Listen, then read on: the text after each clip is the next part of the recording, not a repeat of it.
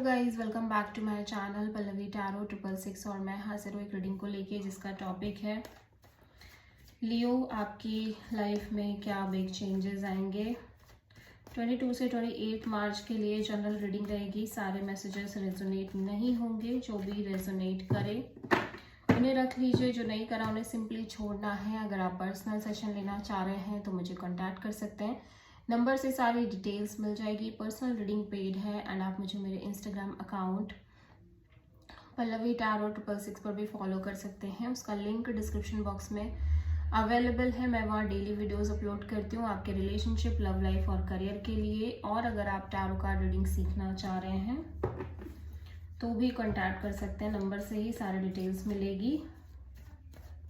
सो लियो, आपके पास्ट में क्या चल रहा था?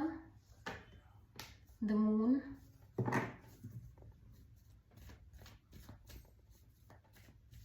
प्रेजेंट में क्या चल रहा है लियो की लाइफ में? 6 ऑफ सोर्ड एंड 22 से 28 मार्च के लिए क्या आ रहा है लियो आपकी लाइफ में? The emperor. सबसे बड़ी चैलेंज क्या है लियो के लिए? King of sword. यूनिवर्स की तरफ से क्या एडवाइस है लियो के लिए? Page of sword.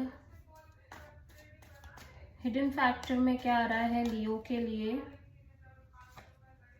The lovers. Overall क्या एनर्जी रहेगी लियो आपके लिए? S of cups. And final outcome क्या रहेगा लियो के लिए?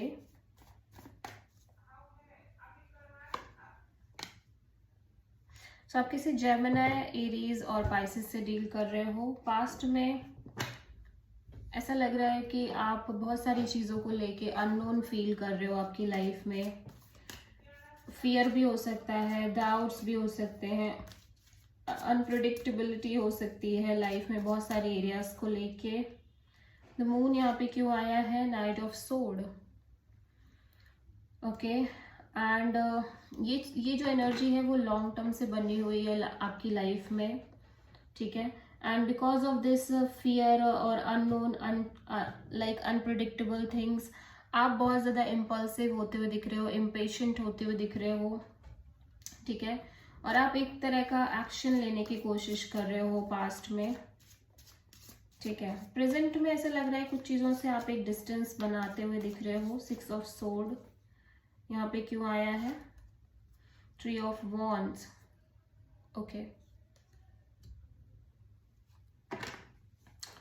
सो आई फील लाइक कि आप एक लाइक किसी सिचुएशन से एक डिस्टेंस बनाने की कोशिश कर रहे हो राइट नाउ, जहाँ पे आप एक कांस्टेंट वेटिंग में चल रहे थे। Now you feel like you have to make some kind of distance है, but still you are in this kind of waiting mode right now, ठीक है। फ्यूचर में मैं देख रही हूँ आप एक सीरियस डिसीजन मेकिंग एनर्जी में दिख रहे हो with this emperor energy and hanged man. Okay,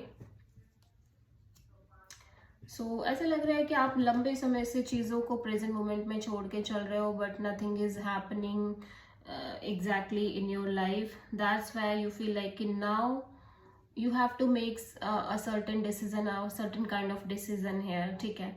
आपको एक डिसीजन तो लेना ही लेना है बिकॉज इनफ हो चुका है ऑलरेडी। आप चीज़ों को यूनिवर्स पर, डिवाइन डेस्टिनी पर छोड़ चुके हो, बट उससे कुछ नहीं हो रहा है, कोई फायदा नहीं मिल रहा है, ठीक है। सो आप अंदर ही अंदर एक डिसीजन लेते हुए नजर आ रहे हो। आप किसी एरीज एंड पाइसेस से डील कर रहे हो। किंग ऑफ सोर्ड यहाँ पे सबसे बड़ी चैलेंज में क्यों है?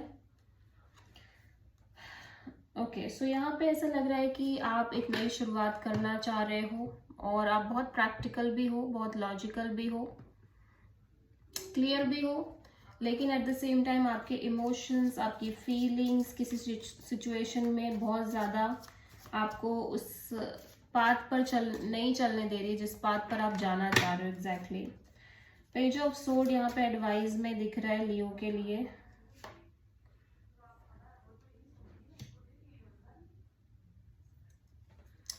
ओके, सो यूनिवर्स कहीं ना कहीं यही सजेशन देना चाह रहा है कि आपको फिलहाल के लिए थोड़ा सा डिटैचमेंट रख के चलना चाहिए लाइफ में कुछ एरियाज में, बिकॉज कुछ चीज़ें हैं जो रिपीट हो सकती हैं, कुछ चीज़ें हैं जो बर्डन बन सकती हैं, ठीक है।